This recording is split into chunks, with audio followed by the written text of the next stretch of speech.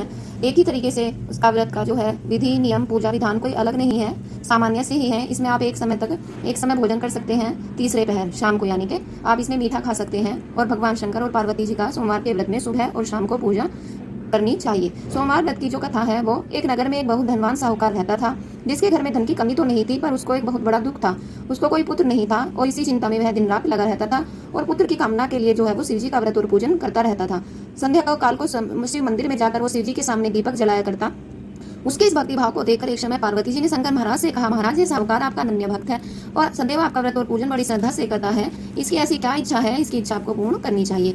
शिव जी ने कहा, पार्वती ये संसार जो है कर्म क्षेत्र है, जैसा किसान खेत में बीज बोता है वैसा ही फल काटता है, उसी तरह संसार में जैसा कर्म करते हैं वैसा ही फल भोगते हैं। पार्वती जी के आग्रह करने पर महाराज, जब यह आपका अनन्य भक्त है और आपको इसे किसी प्रकार का दुख है तो ये आपको अवश्य ही दूर करना चाहिए, क्योंकि आप अपने भक्तों पर सदैव ही कृपा करते हैं, उनके दुख को दूर करते हैं। यदि आप ऐसा नहीं करेंगे तो मनुष्य आपकी सेवा और व्रत क्यों करेंगे।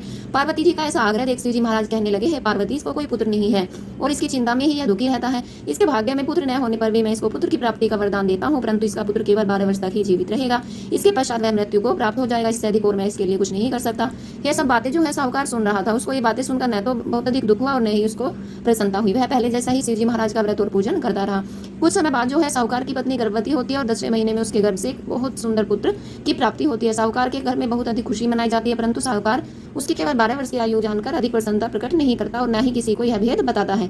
जब बालक 11 वर्ष का हो गया तो उस बालक की माता ने उसके पिता से विवाह के लिए कहा, तो साहूकार कहने लगा कि मैं अभी इसका विवाह नहीं करूंगा, मैं अपने पुत्र को काशी पढ़ने के लिए भेजूंगा। और साहूकार ने जो है अपने साले अर्थात बालक के मामा को बुला करके उसको बहुत सा धन देकर उसे कहा कि तुम बालक को काशी जी पढ़ने के लिए ले जाओ, रास्ते में जिस भी स्थान पर जाओ यज्ञ तथा ब्राह्मणों को भोजन कराते जाओ। वे दोनों मामा भांजे जो थे ब्राह्मणों को भोजन कराते जा रहे थे। रास्ते में उनको एक शहर दिखाई पड़ा। उस शहर में राजा की कन्या का विवाह था और दूसरे राजा का जो लड़का विवाह करने के लिए आया था वह एक आंख से काना था। उसके पिता को इस बात की बड़ी चिंता थी कि कहीं वर को देख कन्या के माता पिता विवाह में किसी प्रकार की अड़चन पैदा न कर दें। इस कारण जब उसने अति सुंदर सेठ के लड़के को देखा तो मन में विचार किया कि क्यों न दरवाजे के समय इस लड़के से वर का काम चला लिया जाए। ऐसा विचार कर पिता ने उससे लड़के और मामा से बात की तो वे राजी हो गए।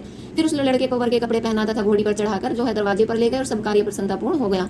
फिर वर के पिता ने जो है आगे का जो विवाह कार्य था वो सभी उस लड़के से करा लिया। जब विदाई का समय आया तो विदाई के समय लड़के ने उसकी जो लड़की थी उसकी कन्या की चुन्नी पर लिख दिया कि तेरा विवाह तो मेरे साथ हुआ है, पर जो जिसको तेरे साथ विदा करेंगे वह एक आंख से काना है और मैं काशी जी पढ़ने जा रहा हूँ। लड़के के जाने के पश्चात राजकुमारी ने जब चुनरी पर ऐसा लिखा हुआ पाया तो उसने राजकुमार के साथ जाने से मना कर दिया और कहा, यह मेरा पति नहीं है, मेरा विवाह इसके साथ नहीं हुआ है, मेरा विवाह जिसके साथ हुआ है वह तो काशी पढ़ने के लिए गया है। बारात वापिस चली गई और राजकुमारी के माता पिता ने अपनी कन्या को विदा नहीं दिया।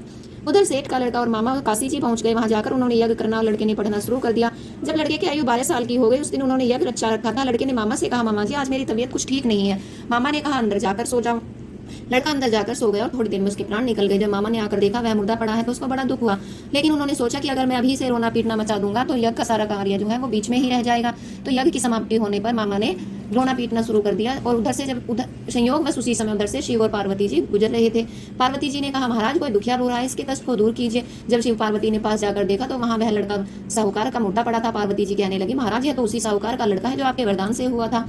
शिव जी कहने लगे, इसकी इतनी ही आयु थी, है इसको भोग चुका था। पार्वती जी कहने लगी, महाराज इस बालक को और आयु दो, नहीं तो इसके माता पिता तड़प तड़प कर मर जाएंगे। पार्वती जी के बार बार आग्रह करने पर शिव जी ने उसको जीवन वरदान दिया और शिव जी महाराज की कृपा से लड़का जीवित हो गया। शिव जी और पार्वती जी के कैलाश पर्वत को चले गए। तब वह लड़का और मामा उसी प्रकार यज्ञ करते और ब्राह्मणों को भोजन कराते अपने घर की ओर चल पड़े। रास्ते में उसी शहर में आए जहां उसका विवाह हुआ था। वहां पर आकर उन्होंने यज्ञ आरंभ किया तो उस लड़के के ससुर ने उसको पहचान लिया और अपने महल में ले जाकर उसकी बड़ी खातिर की साथ ही बहुत से दासियों सहित आदरपूर्वक लड़की और जमाई को विदा किया। जब वह अपने शहर के निकट आए तो मामा ने कहा कि मैं पहले घर जाकर तुम्हारे घर खबर कर देता हूँ। जब उस लड़के का मामा घर पहुंचा तो उसके माता पिता घर की छत पर बैठे थे और यह प्रण कर रखा था कि यदि हमारा पुत्र सकुशल लौट आया तो हम राजी खुशी नीचे आ जाएंगे, नहीं तो छत से कूदकर अपने प्राण त्याग देंगे। अब जो मामा का लड़का जो था उसने आकर सूचना दी कि आपका बेटा वापस आ गया है और अपने साथ अपनी वधू को भी लाया है। तो सेठ को यकीन नहीं आया, लेकिन जब मामा ने शपथ पूर्वक कहा तो सेठ के आनंद का जो है ठिकाना नहीं रहा। उसने बड़े खुशी के साथ जो था अपने बेटे और स्त्री का स्वागत किया और खुशी खुशी जो है वे रहने लगे। इसी प्रकार से जो सोमवार के व्रत को धारण करता है, इस कथा को पढ़ता या सुनता है, उसकी समस्त मनोकामनाएं पूर्ण होती हैं। बोलो भगवान शंकर पार्वती महादेव की जय। पार्वती पति महादेव की जय।